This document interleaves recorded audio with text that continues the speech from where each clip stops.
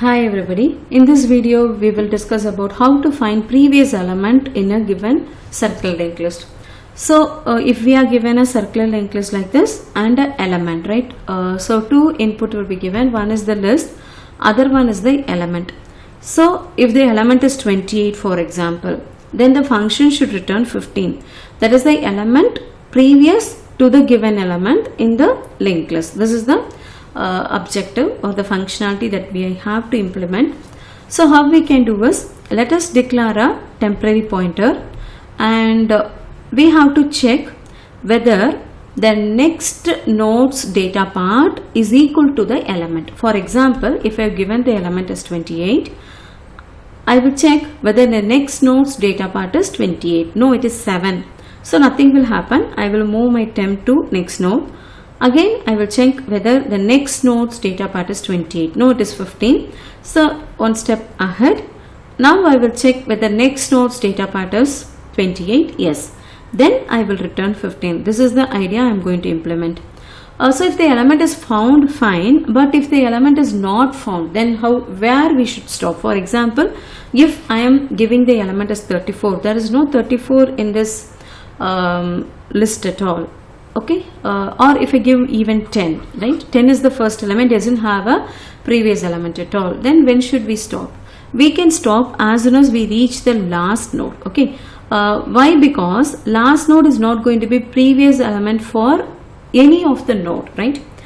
The idea we are using is we are going to check the next node's data part, whether it is equal to what we are searching for, right? So as soon as we reach the last node, we can stop it. That's the thing we are going to use. Let us formally write the algorithm. The input is going to be the list and the element.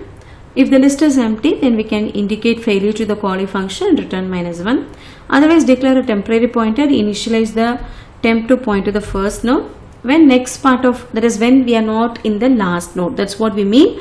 When next part of temp is not hit, we are going to repeat 5 and 6. In 5, what we do? We just check whether the next node's data part is equal to the element. Then we can return the data part of temp. Otherwise, move to the next node and indicate failure to callee function and return -1 if we are out of the loop. If we found the element, if the element is present in the list, then we would have returned when we were inside the loop itself. If we are coming outside the loop, then we can decide that we haven't met the element, right? So in that case, we can communicate the failure. Let us implement this algorithm in C++.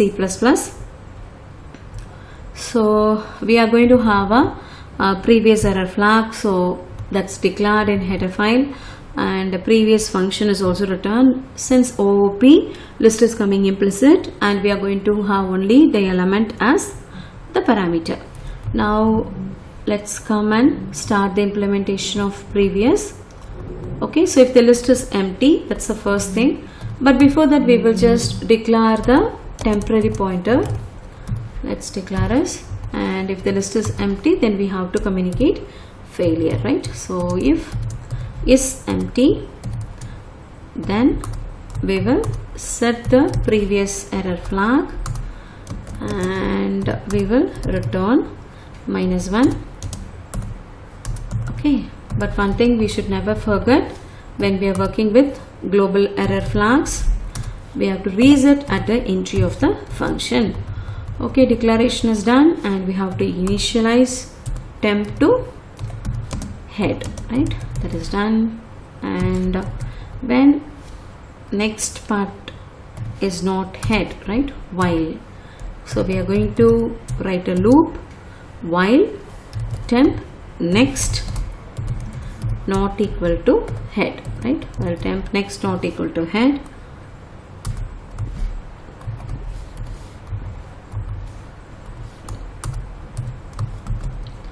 We have to check if temp next, right? If temp next data is equal to ELE, right? In that case, we can return temp data. So this is the previous data that we are searching for. and we will move to the next node otherwise. So temp equal to temp next. Okay, and if we are coming outside the loop, then we can understand that there is no element what we are searching for. So previous error flag equal to 1 and return -1. Okay, so let us compile the code and check, and I have to make changes in the application file appropriately.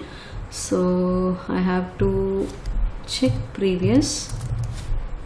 Okay, so here also we have to see previous error flag, then we will tell position not valid, otherwise okay, that's fine. So previous of, let us tell 4, let us try for 4. So compile the code and run it. Yeah, previous to 4 is 3, done. And let us give previous to 6, which is not present.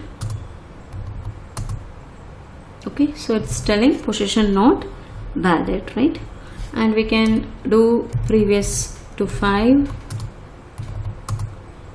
Yes, it's 4, and we can check previous to 1. There is no previous element for 1.